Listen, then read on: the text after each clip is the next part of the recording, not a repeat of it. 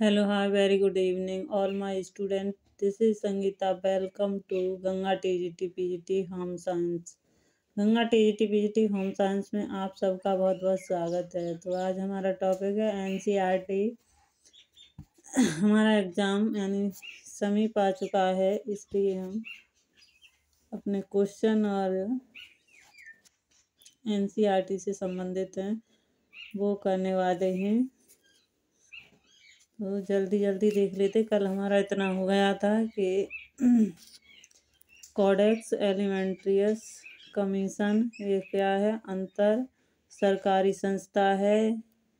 ये किसके लिए? उपभोक्ताओं के स्वास्थ्य की सुरक्षा के लिए और अंतर्राष्ट्रीय मानकों को बनाने और खाद्य एवं कृषि के अंतर्राष्ट्रीय व्यापार को सरल बनाने एवं स्थापित करने के लिए स्थापित की गई है। ये कब और यानी ये किस वर्ष में की गई है? तो ये 1999 में इसकी स्थापना हुई। अंतर्राष्ट्रीय सदस्यों की संख्या 166 है। यानी अंतर्राष्ट्रीय सदस्यों की संख्या 1999 कितनी थी? 166 और 2017 में 187 हो गई है। और ये संगठन यूरोपीय यूनियन थी। और आगे देखते हैं, ये अंतर्राष्ट्रीय मानकीकरण संगठन है। अंतर्राष्ट्रीय मानकीकरण संगठन ये ISO है। ISO है, इसका कार्य क्या है? तो ये विश्व के विभिन्न देशों की राष्ट्रीय मानक संस्थाओं ISO सदस्य देश का अंतर्राष्ट्रीय गैर सरकारी संघ है।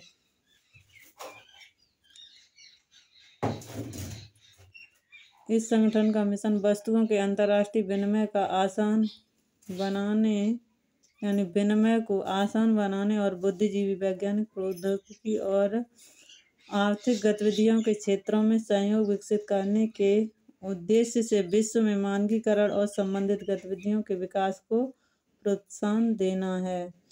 और इसका कार्य क्या है? अंतर्राष्ट्रीय मानकीकरण संगठन द्वारा किया गया कार्य अंतर्राष्ट्रीय समझौतों में परिणत किया गया है और अंतर्राष्ट्रीय मानकों के रूप में प्रकाशित होते हैं। उसे क्या कहते हैं? ISO 9000 यानी गुणवत्ता है इसकी।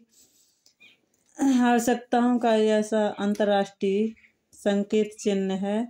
यह किसी संस्था के गुणवत्ता प्रबंधन के संबंधित है। कोडेक्स और ISI में अंतर, ये सारे अंतर हैं।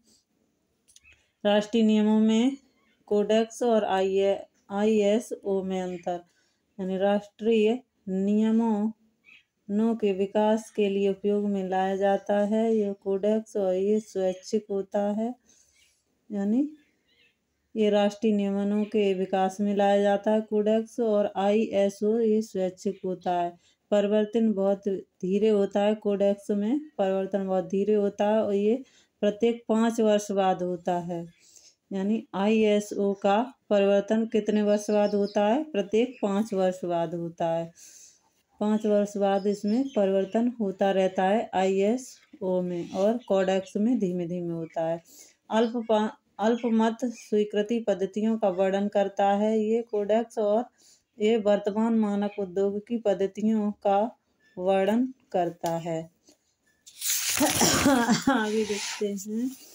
ये सारा हमने कल करा दिया था। इसमें क्या है? खाद्य संदूषित भोजन हैंडलिंग, ये सब पिछली क्लास में हो चुका है। संकट विश्लेषण, संकटपूर्ण नियंत्रण बिंदु क्या है? जो हैजार्ड का यानी हैकअप का फुल फॉर्म पूछी जा चुकी है। पिछले एग्जाम हुए हैं जो, उसमें PYQ हैं, उसमें हैकअप की फुल फॉर्म पूछी है। तो हैकअप की फुल फॉर्म क्या है?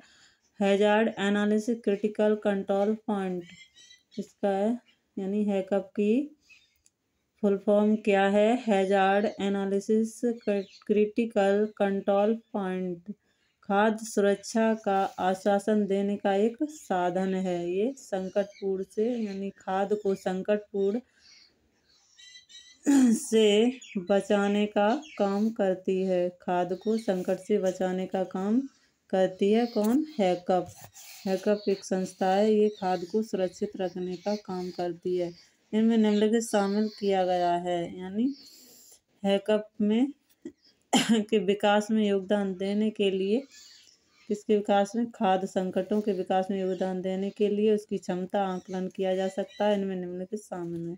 सबसे पहले संभावित संकटों की पहचान करना, फिर निर्माण करना है, खाद्य उत्पादकों का निर्माण, कच्ची सामग्री एकत्रित करना, वितरित करना और संकटों के नियंत्रण के लिए उपाय करना। हैकअप का महत्व, ये सब आप लोग पढ़ चुके हैं पिछली क्लास में। हैकअप का महत्व क्या है? ये खाद्य सुरक्षा को सुनिश्चित करने का उपागम है। निरीक्षण परीक्षण अधिक समय लेने वाली महंगी तथा महंगी प्रक्रिया है। ये हैकअप है जो ये निरीक्षण परीक्षण अधिक समय लेने वाली, यानी निरीक्षण परीक्षण में भी ये अधिक समय लेती है और महंगी भी प्रक्रिया है। ये क्या है? समस्या तभी पकड़ में आती है जब उत्पन्न हो जाती है। इसमें समस्या जब पकड़ में आती है जब वह उत्पन्न हो जाती है। हैकअप में प्रत्येक चरण पर सावधानी बरतने के कारण समस्या उत्पन्न होते ही पकड़ में आ जाती है और उचित कार्रवाई की जा सकती है। अच्छा, इस प्रक्रिया में समस्या तभी पकड़ में आती है जब उत्पन्न हो जाती है, और जबकि हैकअप में प्रत्येक चरण में सावधानी बरतने के कारण समस्या उत्पन्न होते ही पकड़ में आ जाती है।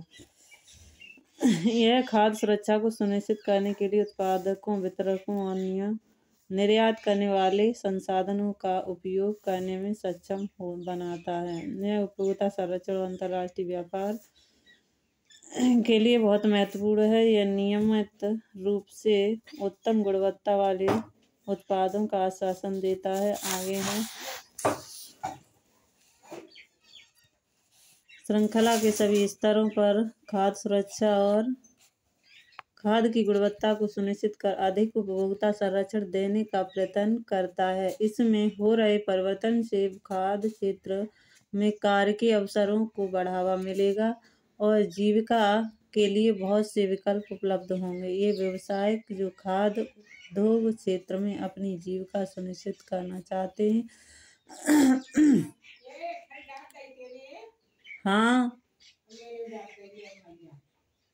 चलो फिर दोबारा करें।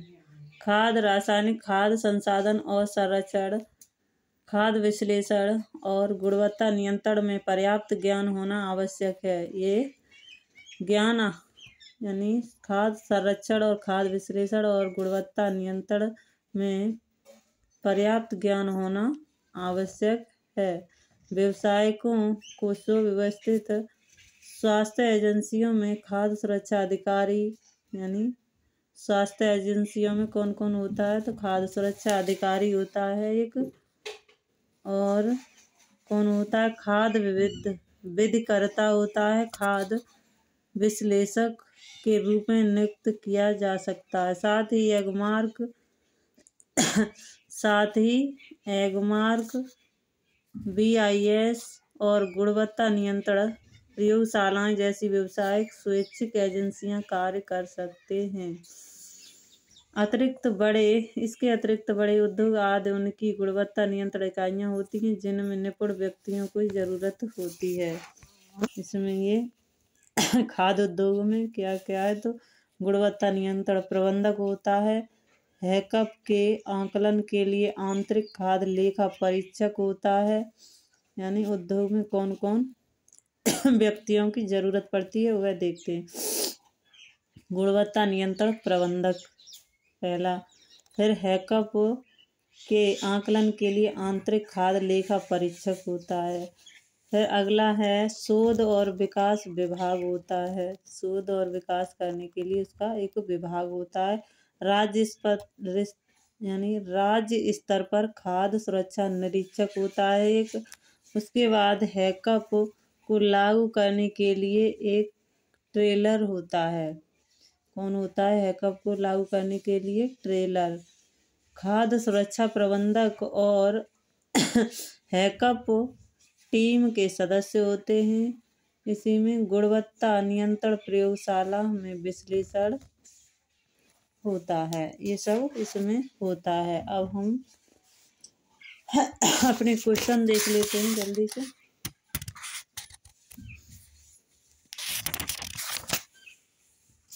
ये सारा हम पढ़ चुके हैं। ये चैप्टर हमारा फिनिश हुआ फिफ्थ वाला। अगला चैप्टर हमारा कल से चलेगा। तो हम क्वेश्चन देख लेते हैं। जनसंख्या की स्वास्थ्य पोषक संबंधित ये हमारे एनसीईआरटी के क्वेश्चन हैं जो मोस्ट इम्पोर्टेंट हैं, उन्हें हम जल्दी से कवर अप करेंगे। जनसंख्या की स्वास्थ्य पोषक स्थिति और उत्पादकता का प्रमुख विरोधक कौन है? तो इसका विरोधक होगा कौन? भोजन। भोजन हमारा विरोधक होगा। खादों क्वेश्चन नंबर हमारा दूसरा है यानी 2 है। खादों में दिखाई न देने वाले सूक्ष्म जैविक संकट का उदाहरण है। खादों में कौन सा जैविक संकट दिखाई नहीं देता है? तो कृमि दिखाई देते हैं, घुन दिखाई देता है, इल्ली दिखाई देती है, प्रोटोजोआ हमें दिखाई नहीं देता है। अगला क्वेश्चन है क्वेश्चन नंबर हमारा 3। खाद्य पदार्थों में अदृश्य रासायनिक संकट से संबंधित है। तो अदृश्य रासायनिक यानी संकट है कीटनाशक अवशेष, मिलावट, पश्चिमी अवशेष, ये सभी। तो इसका आंसर होगा ये सभी। आप लोगों ने पीछे पढ़ा हुआ कि कीटनाशक अवशेष में क्या क्या यानी ग्राफ द्वारा उसमें समझाया है कि इस कीटनाशक में कौन कौन आते हैं। तो कीटनाशक अवशेष होते हैं, मिलावट तो होगी उसमें, और पश्चिमी अवशेष भी। तो इसका आंसर ये सभी हो जाएगा। अगला क्वेश्चन देखते हैं क्वेश्चन नंबर 4 यानी वे रासायनिक अथवा हानिकारक पदार्थ जो खादों में प्राकृतिक रूप से पाए जाते हैं या जाने अनजाने में मिला दिए जाते हैं कहलाते हैं। तो जाने अनजाने में मिला दिए जाने वाले को पदार्थों को क्या कहते हैं? भौतिक खाद्य पदार्थों में मिला दिए जाने वाले को क्या कहते हैं? तो भौतिक संकट, रासायनिक संकट, जैविक संकट या सूक्ष्म जैविक संकट। जाने अनजाने में हम रासायनिक पदार्थ यानी रासायनिक संकट कहते हैं। जाने अनजाने में ये रासायनिक ही पूछ रहा है तो रासायनिक को हम रासायनिक संकट ही कहेंगे। अगला क्वेश्चन है हमारा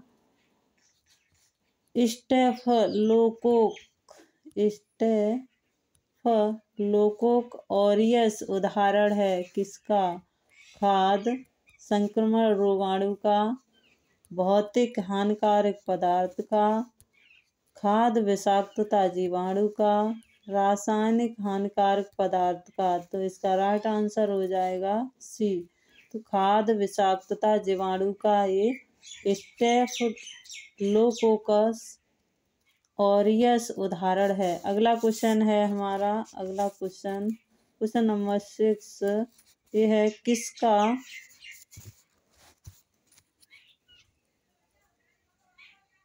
किसका आशय खाद्य पदार्थों के उन गुणों से है जो उपभोक्ता की दृष्टि से सुरक्षित एवं स्वीकार्य हैं।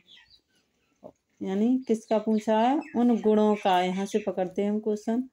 यानी किसी आशय खाद्य पदार्थों के उन गुणों से है, यानी किस गुणों से है? तो ये देखते हैं दृष्टि से सुरक्षित और स्वीकार्य है। उपभोक्ता की दृष्टि से सुरक्षित और स्वीकार्य है। तो संदूषित ये तो होगा नहीं, खाद्य अपमिश्रण ये भी नहीं, सुरक्षित और स्वीकार्य है। तो जैविक संकट ये भी नहीं है सुरक्षित। तो हमारा खाद्य गुणवत्ता इसका राइट आंसर हो जाएगा। तो हमारा खाद्य गुणवत्ता और सभी नेगेटिव हैं कि संदूषित, खाद्य अपमिश्रण और ये सभी नेगेटिव हैं और ये हमारा आंसर खाद्य गुणवत्ता ये पॉजिटिव होगा। आगे देखते हैं क्वेश्चन नंबर 7। खाद्य मानक के कितने स्तर हैं? खाद्य मानक के कितने स्तर हैं हमारे? तो यहाँ देखते हैं 2, 5, 4 और 3। तो हमारे खाद्य मानक के कितने स्तर हैं? 4 स्तर हैं। अगला देखते हैं question number 9। Egg mark Bharat सरकार द्वारा किन पदार्थों पर चयनित होते हैं? तो तरल पदार्थों पर, फल व सब्जी पर, धातु के बने पदार्थों पर, कृषि जनित खाद्यान्नों पर। तो हमारा राइट आंसर हो जाएगा डी। तो कृषि जनित खाद्यान्नों पर हमारे एग मार्क भारत सरकार द्वारा ये चयनित किए जाते हैं। अगला क्वेश्चन है क्वेश्चन नंबर 10।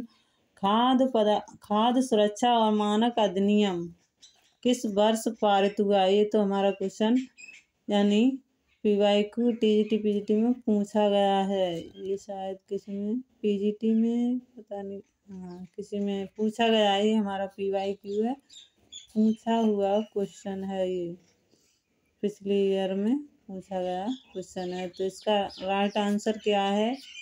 वर्ष 2005, वर्ष 2004, वर्ष 2006, वर्ष 2007। तो इसका राइट आंसर होगा वर्ष 2006। तो कुछ क्वेश्चन और हैं हमारे, वो भी कर देते हैं। देखिए, साल्मोनेला किसका उदाहरण है? साल्मोनेला किसका उदाहरण है? तो ये आप पढ़े होंगे। तो ये रासायनिक हानिकारक पदार्थ का, खाद्य विषाक्तता जीवाणु का, खाद्य संक्रमण रोगाणु का और भौतिक हानिकारक पदार्थ का। तो ये जीवाणु नहीं है, तो ये खाद्य संक्रमण रोगाणु है। ये क्या है? खाद्य संक्रमण रोगाणु का उदाहरण है। अगला क्वेश्चन है सामान्यतः कौन से मानक राष्ट्रीय मानकों की ही नकल होती है? तो राष्ट्रीय मानकों की नकल ये हमने पिछली क्लास में पढ़ा है। तो राष्ट्रीय मानकों की नकल कौन करता है? तो वो कंपनी मानक राष्ट्रीय मानकों की नकल करते हैं। क्षेत्रीय मानक, राष्ट्रीय मानक, अंतर्राष्ट्रीय मानक। तो इसका राइट आंसर होगा कंपनी मानक। विश्व व्यापार संगठन की स्थापना किस वर्ष हुई? तो विश्व व्यापार संगठन की स्थापना ये तो हमने हाँ ये भी पिछली क्लास में बताया है कि इसकी स्थापना हमारे 1955 में हुई थी, विश्व व्यापार संगठन की। और राष्ट्रीय मानक का उदाहरण है, राष्ट्रीय मानक हमारा ISI और एग मार्क, ये दोनों ही हैं। ये हमारी अंतर्राष्ट्रीय मानक है ISO क्या है? ये हमारा अंतर्राष्ट्रीय मानक है। ये तो हमने आज ही इसी क्लास में बताया है ISO। अगला क्वेश्चन है हमारा ISO में कितने वर्ष बाद मानकों का पुनरावलोकन होता है? ये भी आज ही बताया है कितने वर्षों बाद पुनरावलोकन होता है। तो ये 5 वर्षों बाद इसका पुनरावलोकन होता रहता है। अगला क्वेश्चन है हमारा क्वेश्चन नंबर 6। निम्न में से किसको अच्छा व्यवसायिक माध्यम माना जाता है? तो उत्तम निर्माण पद्धति होनी चाहिए, उत्तम हस्त पद्धति होनी चाहिए, संकट विश्लेषण, ये सभी। तो इसका राइट आंसर होगा ये सभी।